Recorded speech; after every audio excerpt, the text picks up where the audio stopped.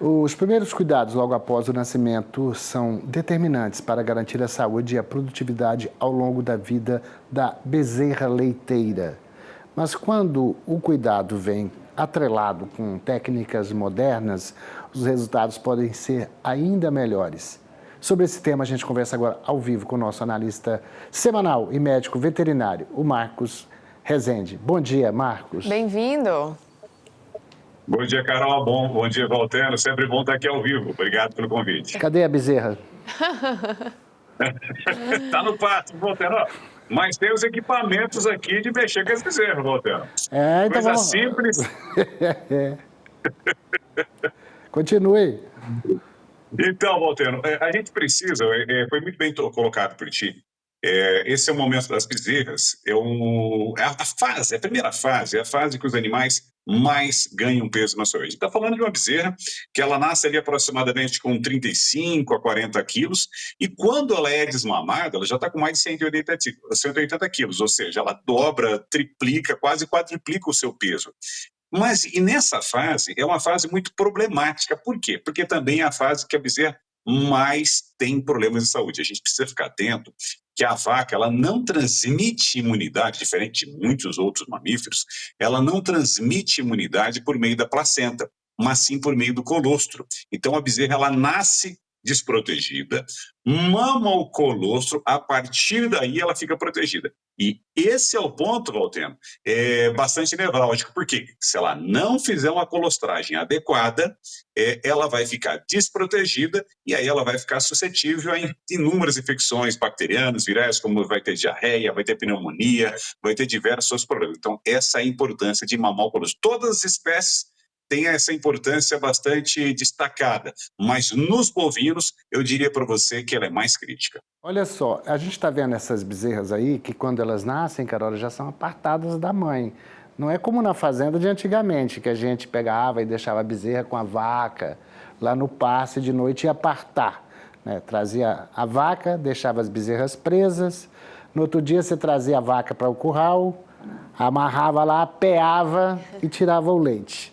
Eu, indo nas fazendas modernas, eu falei assim, não, Valteno, leite é muito caro. A gente dá o leite no começo, depois bezerro não mama mais o leite da vaca. É isso mesmo, Marcos? Valteno, sim, ainda tem muito dessa criação, sabe, Valteno, mais tradicional. Tem muita gente que ainda pega, olha que gercinha, coisa mais bonita essa aí. Ainda tem muita gente que faz isso, sabe, Valteno?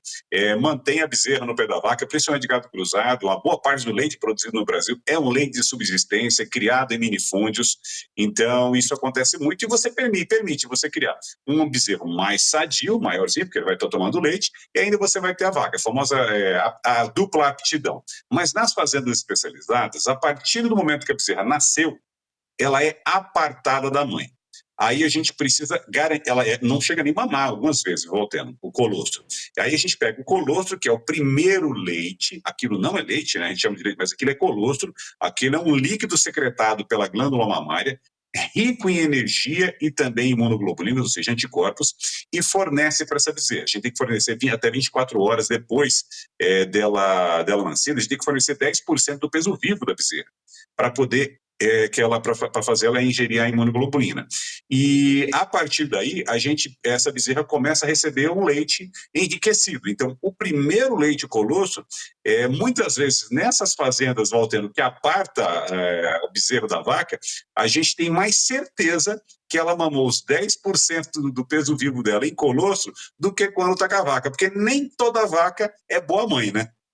Marcos Rezende, qual que é o leite, então, que esse bezerro toma? Carol, quando essas vacas parem, o primeiro leite, ali vamos pensar ali em torno de 3 dias, fazendo uma média, tá? Em torno de 3 dias, aquele leite não é enviado para o laticínio, porque a gente não considera leite, a gente considera colostro. Esse leite, ele é extraído, ele é congelado, ou então, quando tem um volume muito grande de bezerros, ele já é preparado e fornecido para as bezerras que estão nascendo. Aí tem uma análise que a gente faz, isso aqui é um aparelho, Carol, isso aqui é o que a gente chama de refratômetro, né? Ele é usado para diversas outras funções, mas esse aqui é um pouquinho mais moderno, mas tem alguns simples, sabe? Que você coloca o leite aqui, você homogeniza o leite, coloca o leite aqui, e aí você olha por esse visor e identifica qual a qualidade do leite. Então, se o leite chama de leite, o colostro, né? Se ele está em uma qualidade baixa, a gente enriquece esse colostro com o colostro em pó, que é um produto natural desidratado que a gente compra, enriquece isso aqui e fornece para o bezerro. Para quê? Para garantir que o bezerro receba absolutamente esse leite. Então, esse leite que ele recebe no começo, Carol, ele na verdade, colostro, e a partir desse momento do colostro, ela continua recebendo leite, mas o leite que é extraído das vacas e é guardado. Na vaca mesmo, ele não mama. Mas aí o bezerro ou a bezerra, ele vai ficar aí amarradinho aí, nesse tronco, e por quanto tempo ele vai tomar leite ainda e a partir de quando ele começa a ter uma alimentação com ração? Boa pergunta, Walter, bem pontuado. Os primeiros 30 dias é uma alimentação à base de leite, que pode ser na mamadeira ou pode ser no balde. Aí ele vai tomar esses 30 dias, ele vai para esse bezerreiro que ele está aí agora, um bezerreiro já com grama, né, Walter? Alguns ficam no bezerreiro fechado, num gradil, como se fosse um aprisco, né, distante do solo, para garantir que ele fique longe da umidade, isso garante saúde. Outros vão para esse bezerreiro no pasto, com a cordinha, parece um cachorrinho amarrado no arame, né? Isso facilita a nossa vida. Ele fica ali por aproximadamente 30 dias. Aí ele começa, Walter, se interessar pelo pasto, dá uma lambidinha no pasto, tenta dar uma mastigadinha ali, e aí ele vai ingerindo os micro-organismos que vão começar o desenvolvimento da sua microbiota ruminal. Porque no primeiro, o bovino, ele é um ruminante, ele tem 4 estômagos. Só que quando ele nasce, ele só tem um ativo. Então, ele é um não ruminante. Quando ele começa a se desenvolver, aí ele começa a ter o rumen ativo, e aí a gente está falando a partir dos 60 dias, ele começa a ter um processo muito rudimentar inicial de ruminação, com 90 a 120 dias ele já é um ruminante. Então, leite mesmo, Walter, ele vai receber nos primeiros 30 dias. Depois ele começa a receber leite com ração, e a partir dos 60 dias ele está só comendo ração. Marcos, e quanto tempo a vaca fica naquela fase de leitação antes de se emprenhar novamente? Carol, as vacas depende muito, mas vamos pensar numa média de propriedades mais tecnificadas. A vaca, ela tem 300 dias de lactação. Nós temos 365 dias no ano, né? Ela tem 305 dias de lactação e 60 dias a gente chama de férias.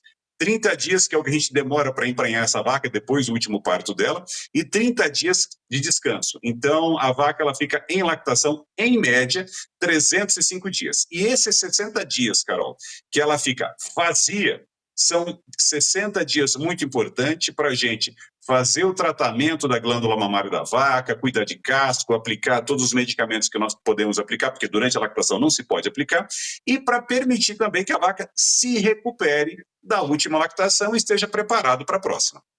Bom, agora para terminar, eu queria perguntar para você o seguinte.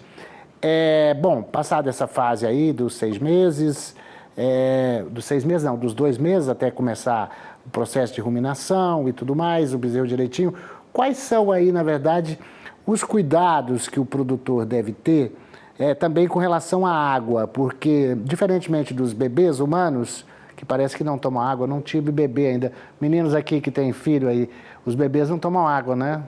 Não, né? A partir de quando aqui? Tem um punhado de pai aqui do lado aqui. De quanto é? 6 meses? É mais ou menos.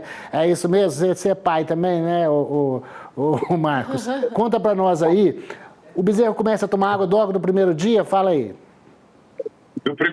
As meninas aqui em casa tomavam água desde a primeira semana. A gente dava aguinha para elas, tomava leite, mas tomava aguinha. Agora, se pode ou não, aí vem as mães, as vós, que até brigam com os médicos, né? Mas no caso dos bezerros, eles tomam água assim a partir do momento que eles começam uma alimentação mais sólida. Quando ele sai do leite e começa com o leite já enriquecido com ração, a gente coloca a ração no fundo do balde para estimular realmente as papilas ruminais, coloca até alguns aditivos probióticos e prebióticos, com glucomananos, mananolissacarídeo, para estimular o desenvolvimento de papila ruminal. Quando a gente já começa a adicionar qualquer coisa no leite, fibra, sólido, ele já começa a tomar água. Mas independente dele não tomar água, Valteiro, ele tem um coxinho de água, ele precisa ter um coxinho de água à disposição, com água limpa e fresca, para quando ele estiver curioso, ele vai lá, coloca a boca, para ele já poder ir se habituando com aquele recipiente que está no meio onde ele vai viver o resto da vida dele. Enquanto a mãe leiteira está tomando muita água, não é isso?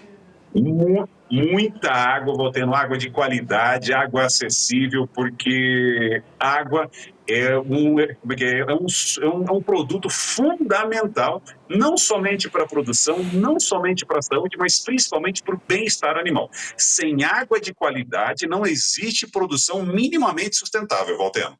Acho que é isso, né?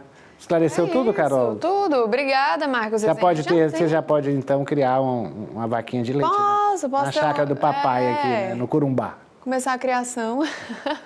Depois eu venho aqui dar entrevista também. Leva o Marcos lá para uma consultoria. Com certeza. Marcos, E Corumbá obrigada. tá aqui pertinho, você, viu? Do lado. Marcos, tchau, obrigado, hein? Abraço, tchau, tchau, Valteno e Carol, até a próxima. Tchau, tchau.